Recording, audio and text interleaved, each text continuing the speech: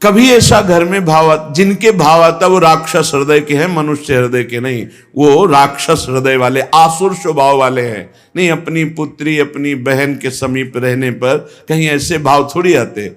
खूब खेलना कूदना हंसना बातचीत करना ये सब घर में होता रहता है, पर ये भाव थोड़ी आता है कि ये स्त्री है। नहीं, वो मेरी बहन, वहां कोई गुंजाइश ही नहीं काम भाव की।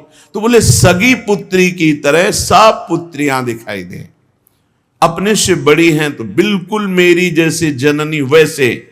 मातृयत्य परांगनाम, जैसे अपनी अम्मा के पास मां के पास बैठे तो क्या भाव बिगड़ेगा? कुछ नहीं बिगड़ेगा। कैसा भी जवान लड़का हो, मां अपने ऐसे हृदय से लगा के दुलार करती है, समझाती है, बुझाती है, डांटती है। वहां काम भाव आता है क्या? मां के गले लगने पर, बहन के गले लगने पर काम भाव आता है क्या?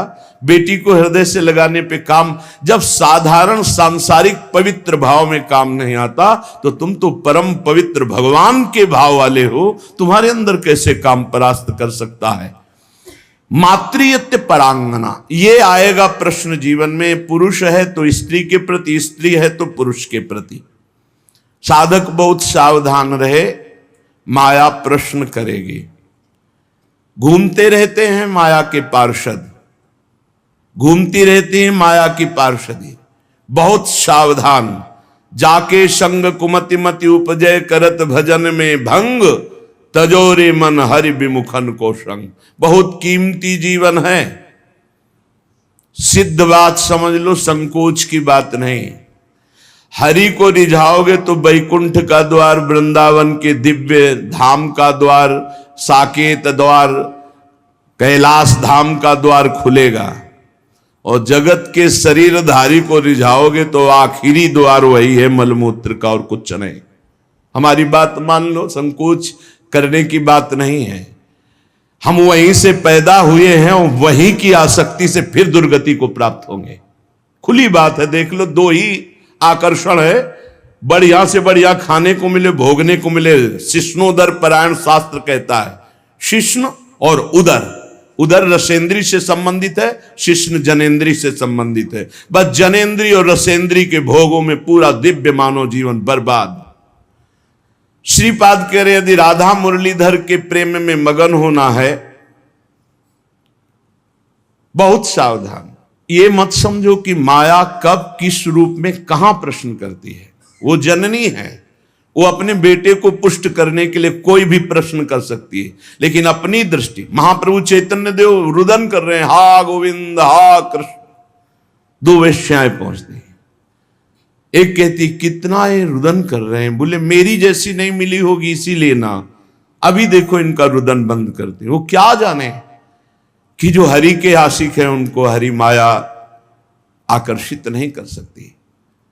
भगवान का एक विशुद्ध प्रताप बल भक्तों की रक्षा करता रहता है। वो जाकर के विनोदास्पद बातें करने लगी। महाप्रभु चैतन्य देव ने कहा, मां बस करुणा कर दो, श्री कृष्ण मिल जाए। वो शब्द उनके हृदय में ऐसा चोट किया कि मैं इतनी नीच, ऐसे महापावन से ऐसी भावना की चरणों में गिर गई। मुझे क्षमा करो, क्या मेरा भी उद्धार हो सकता? कृष्ण कृष्ण कृष्ण। ऐसा नहीं कि किसी के जीवन में प्रश्न नहीं आता, प्रश्न आता है, पर जो ये भगवत कृपा से सावधान रहता है कि ये प्रश्न है, मुझे उत्तर देना है इसका। ऐसा नहीं कि प्रश्न के लपेटे में आकर के फिसल जाना है। प्रश्न है, उत्तर देना है, बहुत संभाल के उत्तर देना है। अपमान भी नहीं करना, क्योंकि ये वही आए हुए हैं जिनकी हम आराधना करते हैं। वो कुछ भी रूप, वो मोहिनी रूप भी तो धारण किए ना, वो कुछ भी रूप धारण कर सकते हैं। मेरे प्रीतम है तो बस उस समय प्रभु आप ही मेरी रक्षा करो, आप ही मुझे बचाओ। मातृयत्य परांगनाम, त्रुटि हो सकती है हमसे गलती हो सकती। कभी बलवान न बने, कभी पहलवान न बने इस विषय में। दैन्य और चरण छूना, ये दो बातों से बच सकते हो। चरण छू कि हे जगत जननी, हे अंबा, कभी आपके प्रति मेरा। जिन उर्वशी जी ने बड़ों की बुद्धि को मोहित कर लिया, अर्जुन जी की बुद्धि को क्यों नहीं मोहित किया? क्योंकि जाते ही सीधे प्रणाम किया अर्जुन जी ने। जे भी उर्वशी का प्रवेश हुआ, देखा, सो पंचांग प्रणाम किया और कहा, माता स्वागत है, आप पधारिए, आग लग गई, मैं किस लिए आए और तुम मुझे क्या कह रहे हो? आज के बाद कभी माता शब्द उच्चारण मत करना। उन्होंने कहा पुनः कहता हूं, कुंती माता से भी अधिक पूज्य मैं तुम्हें देखता हूं। कुछ नहीं बिगाड़ पाई उर्वशी जी, यहां तक कि साप तक दे दिया। पहली दृष्टि पड़ते ही या तो नव किशोरी जगदम्बा, लाडली जी की सहचरी, या मां, या अपना पवित्र भाव तुरंत आरोपित कीजिए। और स्त्री शरीर को लिखा है, भ्राता पिता पुत्र निज जैसे, मध्यम परपति देखै कैसे। भ्राता पिता पुत्र निज जैसे, बराबर का है तो सगा भाई। क्या सगा भाई को देखकर काम जागृत होता है? क्या अपने छोटे बेटे को देखकर काम जागृत होता है?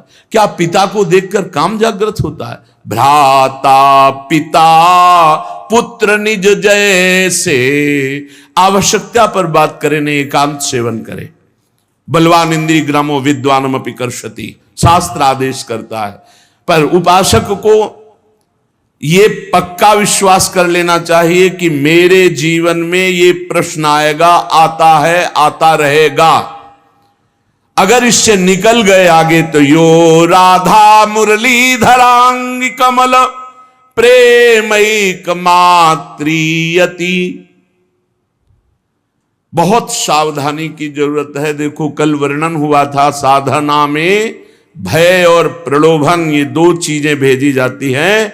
इनसे जो पास भी भगवान ही करवाएंगे। ये सत्संग सुनने को भगवान ही तो संयोग बना रहे हैं, ये भगवान ही तो प्रेरित करके आपको सुनवा रहे हैं। इसलिए सावधान। ये प्रश्न है, आपके पास 1 करोड़ रुपया जमा किया और आपका मन हुआ कि अरे मैं फंस गया क्या, तो 1 करोड़ यमुना जी में फेंक दो, मुक्त हो गए। लेकिन एक बार जीवन में फिसल गए तो उसकी पूर्ति नहीं होने वाली। हम कह रहे हैं अरबों रुपया एकत्रित हुआ, मन में आया सब छोड़ के भाग गए, राधा राधा राधा राधा, जो जहां वहीं छोड़ दिया, कुछ नहीं फंसे। लेकिन एक बार फिसल गए काम में तो उसकी पूर्ति कैसे होगी? वो तो नहीं होगा। वो तो चित्त पे संस्कार बन गया और आपका संयम भ्रष्ट हो गया। एक बार बालू का बांध टूट जाए तो दोबारा बांध बांधना बहुत कठिन बात है। एक बार योगी भ्रष्ट हो जाए, दोबारा योगी अपने योग पे आना भगवान के बल की बात है, दूसरी बात नहीं। जैसे बालू का बांध फूट जाए तो बांधना बड़ा कठिन है, ऐसे ये ब्रह्मचर्य, ये सतमार्ग, ये इंद्रिय निग्रह, ये बालू का बांध है, बहुत होश से। मातृयत्य परांगनाम स्थिर चरम सत्वम सुपुत्रीयति। बड़ा पवित्र भाव। और ये भाव जब अचानक संयोग हो जाए तब संयोग से बचने की पूरी वृत्ति रखे उपासक। जब तक कोई बहुत ऐसा संयोग की बात बन जाए कि बात करना ही है, तो उसके चरणों में दृष्टि रखते हुए, मुख की तरफ दृष्टि रखते हुए साधक कभी बात नहीं करते। नहीं, चरणों पर ऐसे दृष्टि रखते, जी प्रत्युत्तर कम शब्दों में और भाग ले। अपने को सूरवीर मत समझे।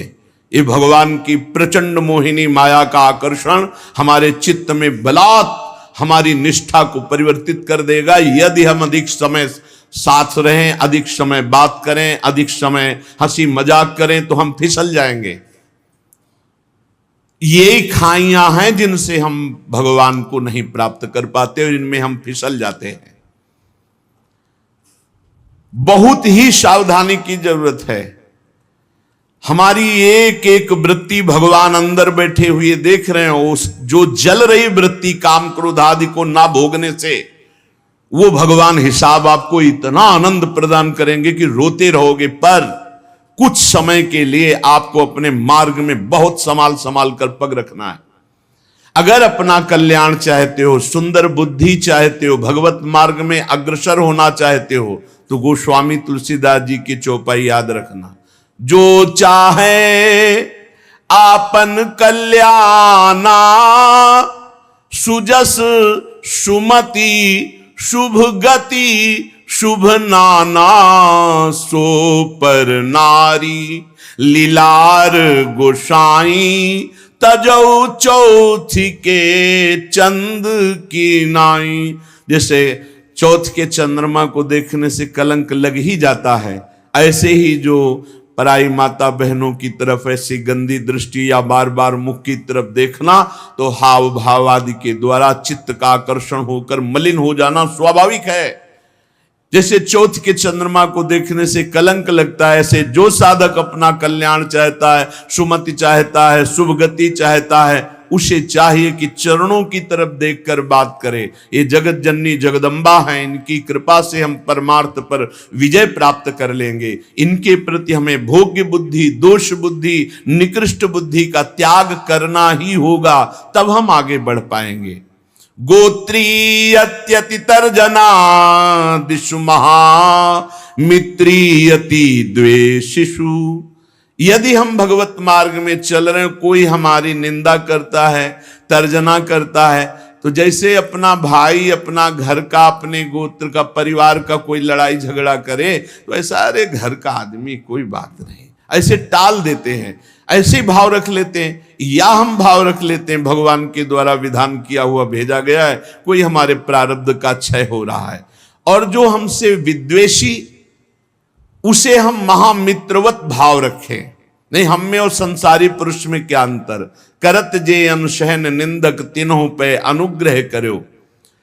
अपने शरीर को जैसे हम प्यार करते हैं और दूसरे शरीर से हम उदासीन रहते हैं, ये संसारी पुरुष का लक्षण है। और भक्त अपने शरीर से उदासीन रहता है और दूसरे शरीरों के दुख को अपने शरीर जैसा मानता है, ये भाव होता है। अपने शरीर में कष्ट है कोई बात नहीं, लेकिन दूसरे के शरीर का थोड़ा भी कष्ट उसके हृदय में पीड़ा पहुंचा देगा।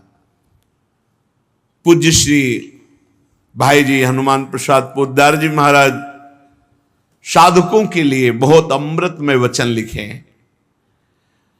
भगवान को प्राप्त करना है तो तीव्र अभिलाषा जागृत करो। नाम जप से, सत्संग से, सदाचरण से, दूसरों की सेवा से, पवित्र शरीर, पवित्र मन, पवित्र विचार, पवित्र वाणी, तो परम पवित्र सच्चिदानंद भगवान की प्राप्ति की अभिलाषा साधु संग से निश्चित जागृत हो जाएगी। अन्य कामना जब उत्पन्न हो जाती है तब भगवान की प्राप्ति की अभिलाषा नहीं हो सकती। भगवान ने कहा स्वयं कि जिसका चित्त भोगों ने अपहृत कर लिया है, जो भोगों में लगा हुआ है, जो भोग सामग्री संग्रह करता है, ऐसा व्यक्ति कभी निश्चय ही नहीं कर सकता कि मुझे भगवत प्राप्ति करनी है।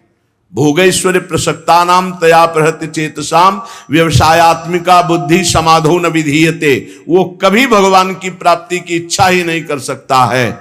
इच्छा ही नहीं होगी ऐसी बात नहीं। अगर साधु संग हो तो वो भोग आदि का त्याग करके भगवत प्राप्ति की इच्छा जागृत कर सकता है, पर जब तक भोगों में लगा रहेगा तब तक भगवत प्राप्ति की इच्छा ही नहीं होगी। अन्य कामना वाला भगवत प्राप्ति की इच्छा नहीं रखता। अनन्य कामना जिसकी है श्री भगवान से, उसके हृदय में इच्छा जागृत होती है, अब मुझे भगवत प्राप्ति करना है। जब भगवत प्राप्ति की इच्छा जागृत होती है तब भगवान के अनुकूल आचरण और प्रतिकूल आचरणों का त्याग, ये नियम लेना होता है। श्री कृष्ण अनुकूलेन प्रतिकूलस्य वर्जनम विसर्जनम। आज के बाद कभी शास्त्र विरुद्ध, धर्म विरुद्ध आचरण नहीं करूंगा, तभी आपके अंदर भगवत प्राप्ति की अभिलाषा जागृत होगी। इधर तो माला चला रहे हैं, पाठ कर रहे हैं, धर्म के कार्य कर रहे हैं, और पीछे फिर अधर्माचरण हो रहा है, तो वो अंधा बटे पड़ा चबाए, तुम्हारे हाथ में कुछ नहीं लगेगा। हमको संयम से रोकना पड़ेगा। जो धर्म, जो नाम जप, जो साधन कर रहे हैं, वो हमारा कहीं किसी पापाचरण में बह न जाए, कहीं किसी छिद्र से बह न जाए। हम अपने इंद्रियों को, मन को हम विचार के द्वारा, पवित्र विचारों के द्वारा उनको घेरे रहते हैं। इसी का तो इनाम मिलता है परम पद, इसी का इनाम मिलता है अद्भुत आनंद की उमगन। ना भय जन्म का, ना मृत्यु का, ना रोग का, ना शोक का, किसी भी तरह का कोई भी द्वंद्व प्रभाव उपासक के अंदर नहीं रह जाता। अनुकूलस्य अपने इष्ट देव गुरुदेव के अनुकूल और प्रतिकूलस्य विसर्जनम, प्रत्येक प्रतिकूल आचरण का त्याग। जब साधक ऐसा आचरण बहुत समय तक करता है तो उसके प्राणों में रुदन करने की इच्छा जागृत होती है और वो क्रंदन करने लगता है।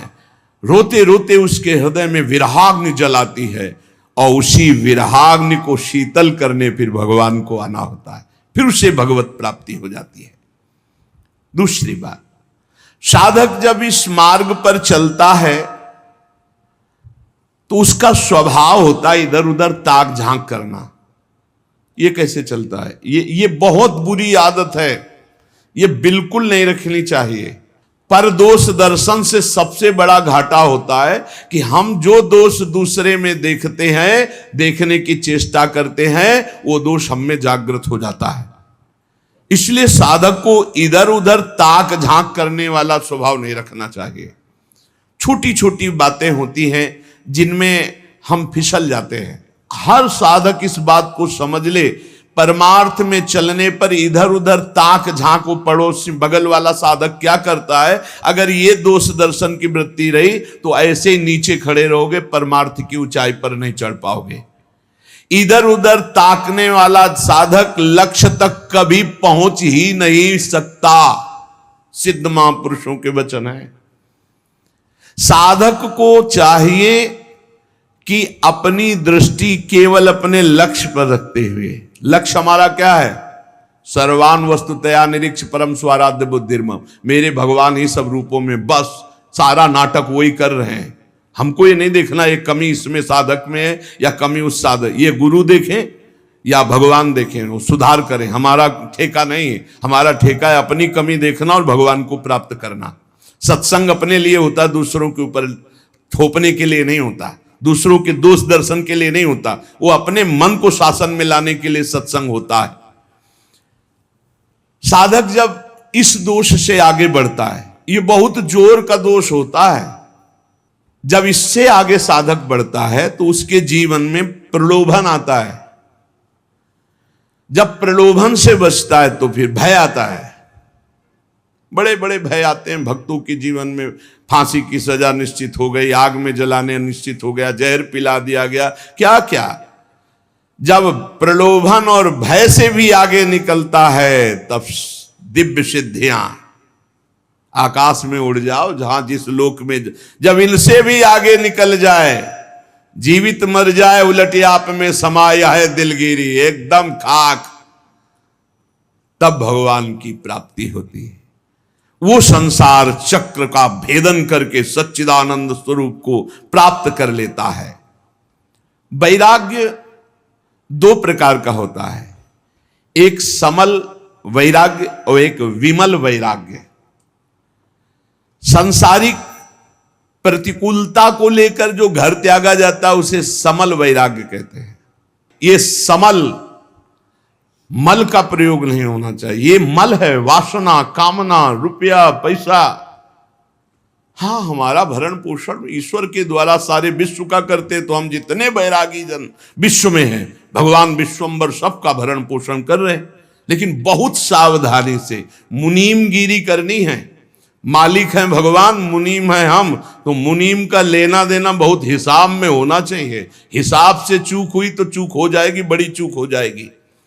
तो एक होते हैं वैराग्य लेते हैं ये देख करके कि अब नौकरी नहीं मिल रही, विवाह भी नहीं हुआ, खान पान की व्यवस्था, बाबा जी बन जाते हैं। जिंदगी नरक हो जाएगी तुम्हारी और दूसरों की बेइज्जती करवाओगे। कभी ऐसे बाबा जी नहीं बना जाता।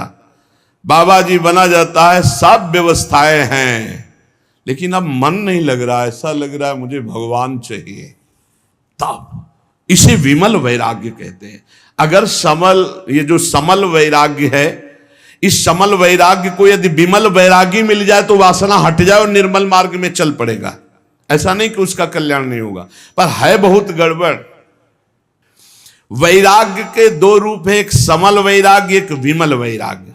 समल वैराग्य होता है कि हर किसी न किसी विषय की अभाव स्थिति में बाबा जी बन जाना, वैरागी बन, बहुत खतरनाक। बहुत घटिया जीवन व्यतीत होता, बहुत घटिया हम शब्द में कह रहे हैं, लाख प्रकार से समझाओ उसको समझ में नहीं आता। वो केवल केवल वासना की पूर्ति ऐसे लोगों के द्वारा बहुत अहित होता है संत समाज का, क्योंकि उनके अंदर कोई लक्ष्य भगवत प्राप्ति नहीं, कोई साधुता नहीं, और वेश साधुता का वो बहुत तरह से हानि करते हैं। और कहे तो संत ही जाएंगे क्योंकि वेश है, तो इसलिए बड़ा अपमान संतों का होता है। उनका लक्ष्य नहीं होता भगवत प्राप्ति, उनका लक्ष्य नहीं होता सतमार्ग, वो केवल वासनाओं की पूर्ति के। बहुत विचित्र होता है, ये भी सब देखा है। भ्रमण के समय भगवान बड़ी कृपा की तो सब भ्रमण में साधु पक्का हो जाता है। भूख प्यास गर्मी सर्दी मान गाली मार पीट सब कुछ सहना पड़ता है, सब सहना पड़ता है, उससे परिपक्व हो जाता है। तो जो किसी प्रतिकूलता को लेकर वैराग्य होता है, वो समल वैराग्य होता है। ये ज्यादा दिन नहीं, ये फंसे फंसाए, ये फंसी बिल्कुल फंस जाते हैं। मन जो है ये जब भगवान के लिए व्याकुल हो तब घर छोड़ना चाहिए। नहीं तो हम कह रहे हैं कि भले आप लेबरी करके जियो लेकिन बाबा जी मत बनना। बाबा जी बनने के लिए एक केवल बात है, अब मुझे भगवान चाहिए, अब आपको कोई परास्त नहीं कर सकता त्रिभुवन में। ये बस बात तुम्हारे अंदर बैठ जाए, आप समझो केवल 2 वर्ष गुरुदेव भगवान 13, 14, 15 और इसके बाद पधार गए। अब पूरा जीवन अनाथ हो गया। अब हम किसके सहारे चले, कैसे चले? अब एक भारी विपत्ति, भारी अव्यवस्था कि हम पुत्र की तरह जिनकी गोद में बैठकर चल रहे थे वो तो अंतर्ध्यान हो गए। अब हमको कौन संभाले? उस समय श्री भगवान का जो तेज हमारे साथ था, हम आपको बताया जब हमारी समस्या आती थी तो संत और आकाश ये 2 का सानिध्य हो जाता था। एकदम एक दिन 3 बजे सुबह तड़के नहा के से आकाश की तरफ कहा, गुरुदेव भगवान अभी तक तो हम निश्चिंत थे आपके बल पर, अब तो मुझे मार्ग भी पता नहीं कैसे चलना है, पूरा जीवन है, कोई साथी नहीं, किसी पर भरोसा नहीं। हमारा शुरू से किसी पर भरोसा नहीं था। भगवत प्रेरणा से, भगवत कृपा से एक हमारे दिमाग में बैठ गया था कि भगवान के सिवा, गुरुदेव के सिवा इस संसार में कोई सतमार्ग में नहीं चला सकता और गिराने वाला हो सकता है। इसलिए कभी हम किसी की सलाह नहीं मानी, कभी हम किसी से प्रश्न नहीं किया, कभी हम किसी की बात सुनने की चेष्टा नहीं की। जो बात गुरु जी ने कही थी उसी को घुमा घुमा करके बार बार उसी पे चलने की चेष्टा की। प्रेरणा आई, उतर जाओ गंगा के तीर पर और कभी किसी एक आश्रम में मत रुकना, बस भ्रमण करो। बस तुरंत मन में आया, बस सफेपुर घाट से कूद पड़े गंगा किनारे, एक गीता पूरा फिर ओ यहां तक वही सच्चिदानंद परम तत्व घुमा। अगर थोड़ा भी कुछ राग लेकर घर से निकलोगे तो फंस जाओगे। आश्रम व्यवस्था कई जगह भ्रमण में ऐसे प्रलोभन आएगी, यहां के महंत बन जाओ, अब ऐसे यहां। जब तक भगवत प्राप्ति नहीं तो राम काज की नहीं बिनु मोहि कहां विश्राम। समल वैराग्य इस प्रयास देखना चाहिए साधक को कि कोई वासना लेकर आए तो फटाफट उसका ऑपरेशन कर डालो गुरुजनों के सानिध्य में, सत्संग में, नहीं तो ये वासना कहीं ना कहीं फंसाकर चौपट कर देगी। किसी सांसारिक प्रतिकूलता को देख करके अनुकूलता पाने के लिए तो बाबा जी नहीं बन गया कोई, या अनुकूलता पाने के लिए वैराग्य का नाटक तो नहीं कर रहा। ये बहुत हानिकारक है, परमार्थ में आगे नहीं बढ़ने देगा। विमल वैराग्य जिसमें विषयासक्ति है पर वो विषयासक्ति को मिटाना चाहता है, वो तृष्णा रहित होना चाहता है, वो भगवत प्राप्ति करना चाहता है, वो कहीं विश्राम नहीं मानना चाहता, केवल भगवान की प्राप्ति। वो सूरवीर, ये महान योद्धा सातरत सा लोकांतरत पार कर देगा, जीवन पार कर देगा, कोई नहीं इसे परास्त कर सकता। दुख दोष ये मिटाने के लिए हम भगवत मार्ग में आते हैं। देखिए, दुख दोष मिटाने के लिए हम भगवत मार्ग में आते हैं। जो उपासक भोगों का रागी होगा, सुख सुविधाएं हर्षित, ठाकुर को देखकर हर्षित होने का कब तुम्हारा भाव आएगा? मन अति हर्ष जनावन ते ही आज देखी हो परम से। अरे विश्व की हर संपत्ति चरणों में फेंक दी जाए तो भी ऐसे, उधर देखने की इच्छा न हो। सुरपति नरपति लोकपति जिनके भावे घास, रहे परम आनंद में तज सब ही गए। सच्चिदानंद का आशिक और छोटी मोटी वस्तुओं में हर्षित हो जाए, ऐसा बुरा लगना चाहिए संसार के पद प्रतिष्ठा भोग सामग्री। जैसे तुम्हें कई अरब रुपया का संकल्प बनाया, तुम्हें 5 का नोट दिया जाए, ये ले 5 का, तो कैसा लगेगा? मानो थप्पड़ मारा। ऐसे अखिल कोटि ब्रह्मांड नायक चाहिए तो लोक परलोक के भोग तुम्हें विश्वत लगने चाहिए। ब्रह्मादि के भोग सब विषम लागत ताई, नारायण ब्रज चंद की लगन लगी। कहीं राजी हो जाए, हे साधक सावधान, कहीं राजी नहीं। अपने को हर समय कसौटी में कसते रहो, कोई जान न पावे। सब सुविधा होने पर आप अपने को कसौटी में कसो। तुम शरीर नहीं हो, तुम मन नहीं हो, तुम इंद्री नहीं हो। कभी कभी पूरा दिन भूखे रह गए, कोई जान न पाया। और दिनचर्या में फर्क नहीं पड़ना चाहिए। दिनचर्या में फर्क पड़े तो तुम साधु नहीं। दिनचर्या में फर्क न पड़े और अपने आप को कभी ऐसे कभी ऐसे, और खूब भजन परायण। और जब एक समाहित चित्त हो गया, भजन से चित्त नहीं हटता, तो ये सब खत्म हो जाता है। फिर तो जो जैसे प्रभु रखे, जोई जोई प्यारो करे सोई मोई भावे। पहले कसौटी में कसना चाहिए अपने आप को।